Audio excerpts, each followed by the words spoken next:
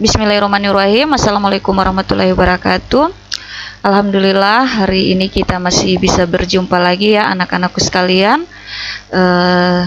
Limpahan rahmat, limpahan kesehatan yang diberikan oleh Allah Subhanahu wa taala patut kita syukuri.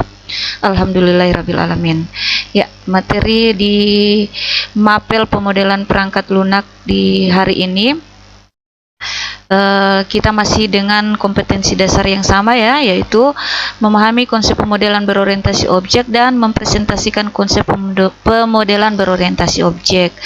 Nah, tujuan pembelajaran yang akan saya harapkan itu bisa kamu capai pada hari ini, yaitu fokus pada poin 3 dan 4 ini ya, karena poin 3.1 sama 3.2 ini kita sudah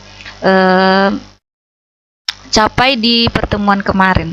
Jadi kita fokus di 3 dan 4, yaitu menguraikan karakteristik metodologi pemodelan berorientasi objek dan membedakan PBO dengan program terstruktur. Oke, kita langsung ke materinya ya. Ini materinya. Karakteristik metodologi PBO dan perbandingan PBO dengan program terstruktur. Oke, ya kita langsung materi pertama, yaitu karakteristik metodologi pemodelan berorientasi objek. Nah, karakteristik metodologi PBO ini ada 4 ya. Yang pertama yaitu abstraksi, yang kedua itu encapsulation, yang ketiga inheritance, dan yang keempat adalah polymorphism.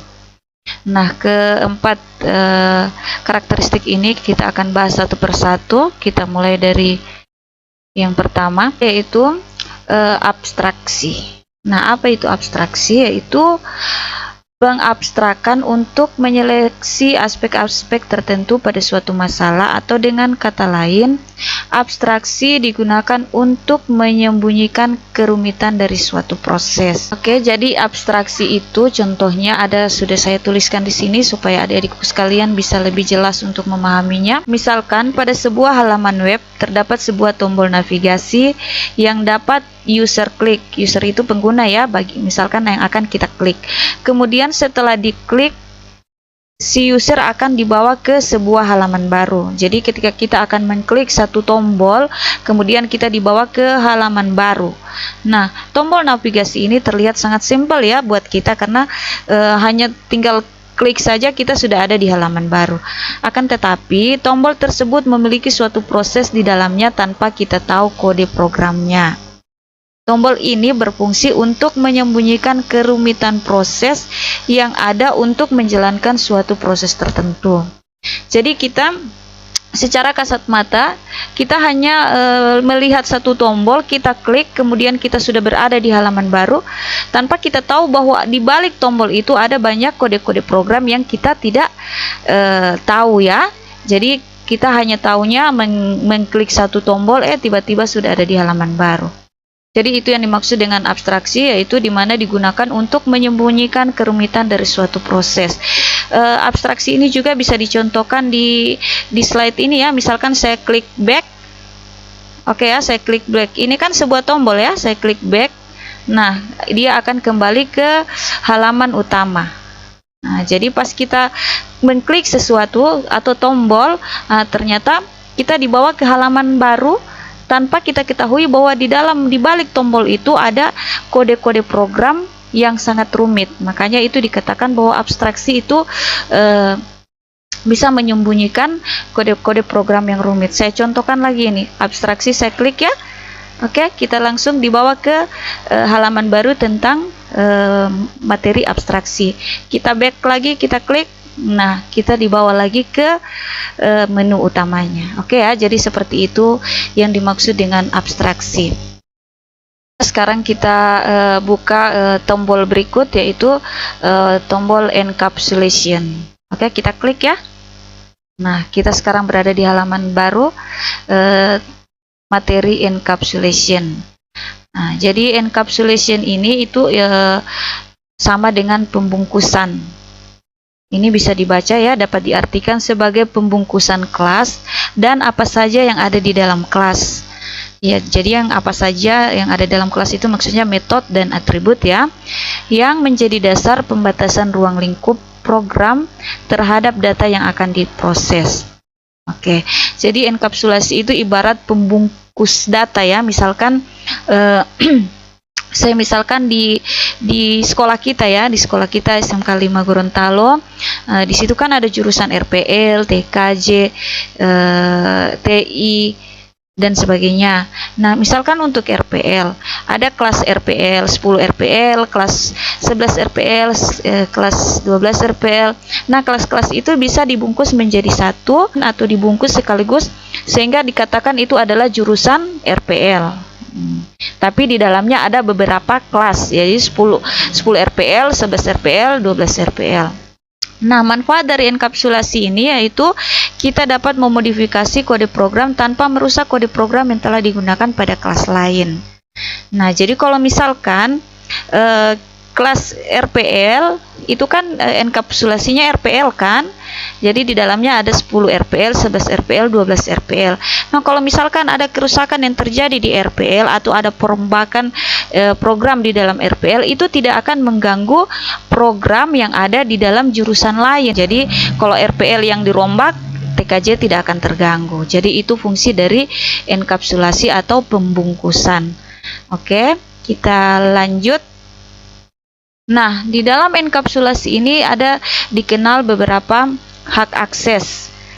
Nah, ada 3 hak akses yang perlu adik-adikku sekalian ketahui. Yang pertama yaitu public. Nah, public ini yaitu pemberian hak akses terhadap atribut atau metode agar dapat diakses oleh semua kelas. Jadi maksudnya kalau misalkan saya contohkan 11 RPL ya, 11 RPL ini, kelas 11 RPL ini hak aksesnya public. Jadi semua data-data yang ada di kelas 11 RPL itu bisa diakses oleh kelas 10 RPL, bisa juga diakses oleh kelas 11 RPL. Jadi semua data bisa diakses oleh siapapun.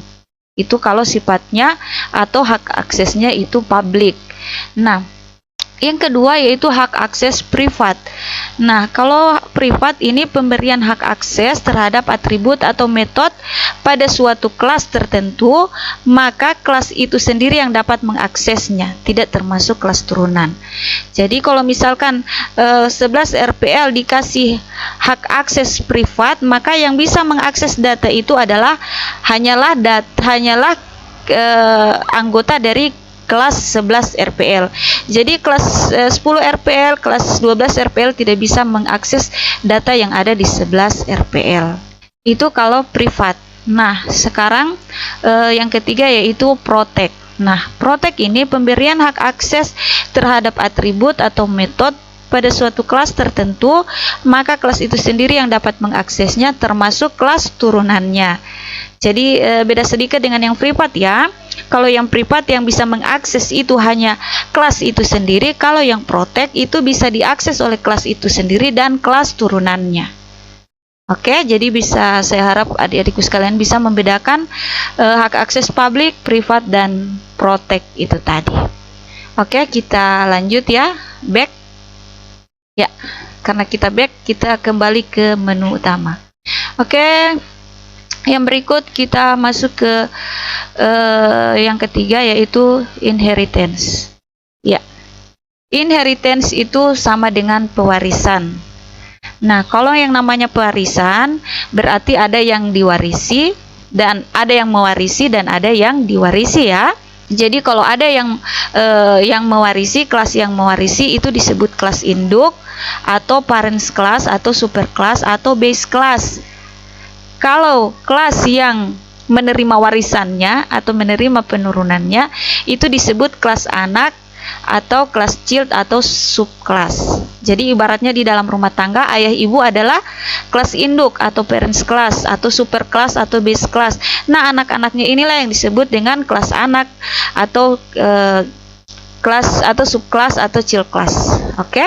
Jadi itu saja ya untuk pewarisan. Saya rasa sangat mudah sekali untuk adik-adikku sekalian bisa membedakannya. Oke, kita back, kita kembali ke menu utama. Setelah inheritance, kita akan membahas polymorphism. Klik. Jadi untuk polymorphism ini konsepnya yaitu di dalam satu kelas dia bisa menggunakan banyak metode dengan nama yang sama. Jadi namanya sama tapi metodenya berbeda. Misalkan saya contohkan, kita beri satu perintah misalkan di rumah ya. Misalkan orang tua bilang biasa orang tua memerintahkan untuk makan, ayo kita makan. Nah, dengan satu perintah ayo kita makan, dengan sendirinya kan si anak, misalkan anak yang sudah usia 15 tahun, dia pasti akan ke meja makan untuk makan. Jika ada anak yang berusia 3 tahun, sudah pastikan dia tidak bisa ke meja makan dan makan sendiri kan. Nah, jadi dia harus disuapi oleh orang tuanya atau oleh mama. Jadi itu yang dimaksud dengan satu perintah. Perintahnya kan ayo makan, tapi dikerjakan dengan metode yang berbeda. Yang anak yang usia 15 tahun dia bisa makan sendiri, dan anak usia 3 tahun dia makan dengan cara disuapin, tapi sama-sama makan. Boleh? Oke ya, jadi itu untuk polymorphism. Nah, untuk polymorphism ini ada dua metode yang diterapkan, yaitu overloading dan overriding. Nah, untuk metode overloading itu menggunakan nama fungsi yang sama tetapi dengan argumen yang berbeda. Kemudian metode overriding yaitu sebuah fungsi dalam kelas turunan yang punya nama yang dapat diwariskan ke subkelasnya. Jadi untuk perbedaan overloading dan overriding insya Allah itu akan kita pelajari secara praktikum ya, supaya bisa langsung kita bedakan mana overloading dan mana overriding. Oke, kita langsung ke materi 2 yaitu perbandingan PBO dengan program terstruktur. Ini sudah saya bagi dalam bentuk tabel dan adik-adikku sekalian bisa membandingkannya ya. Tinggal dibaca-baca saja, tidak perlu saya menguraikan kembali karena perbedaannya sangat jelas. Oke, kita langsung masuk ke tugas ya. Seperti biasa di akhir materi saya akan memberikan tugas untuk mengukur seberapa mampu kamu memahami materi yang sudah disajikan. Oke, yang nomor 1 saya bacakan. Sebuah program mempunyai 3 kelas, yaitu kelas A, kelas B, dan kelas C. Kelas A diberi hak akses publik, kelas B diberi hak akses protect, kelas C diberi hak akses privat. Nah, jadi masing-masing kelas ini memiliki hak akses yang berbeda-beda. Kelas B ingin mengambil atribut pada kelas A. Jadi si kelas B ini mau mengambil data di kelas A. Pertanyaannya, apakah kelas B dapat mengakses data pada kelas A? Nah, jawabannya ya atau tidak kan? Nah, kalau misalkan ya berikan pendapatmu seperti apa, kalau tidak berikan juga alasanmu seperti apa. Oke, yang kedua, sebuah sistem tentang data siswa memiliki kelas berikut ini. Memiliki kelas siswa berisi nama, tempat lahir, tanggal lahir, dan alamat. Dan memiliki kelas-kelas berisi nama, kelas, dan nilai. Di kedua kelas di atas terdapat satu atribut yang sama, yaitu nama. Nama ya yang sama, di kelas siswa ada nama, di kelas-kelas ada juga nama. Nah, pertanyaannya, apakah atribut nama pada kelas siswa dapat diturunkan ke kelas-kelas? Nah, jadi ini pewarisan ya. Nah, kalau jawabannya ya kenapa, tidak juga kenapa. Jadi berikan pendapatmu ya. Oke, yang ketiga. Soal ketiga. Seekor burung dan seekor singa diberi perintah yang sama. Perintahnya yaitu bergerak dengan cepat. Maka, burung akan terbang cepat dengan mengepakkan sayapnya. Sedangkan singa akan menggunakan kakinya untuk berlari. Jadi satu perintah kemudian dikerjakan oleh si burung dan si singa. Pertanyaannya, apakah kondisi ini disebut sebagai metode polymorphism? Nah, kalau misalkan iya, ya berikan pendapatmu kenapa, dan kalau tidak, kenapa pula. Jadi itu ya tugas di kesempatan hari ini. Saya berharap kalian paham, saya berharap kalian bisa mengerjakan tugas ini dengan sebaik-baiknya. Karena karena sudah berakhir di tugas, berarti berakhir juga materi hari ini ya. Jadi saya rasa cukup untuk hari ini. Semoga kalian tetap sehat selalu dan bisa berjumpa di pertemuan berikutnya. Tetap jaga kesehatan dan standby di rumah. Oke? Demikian dari saya. Wabillahi taufiq wal hidayah. Wassalamualaikum warahmatullahi wabarakatuh.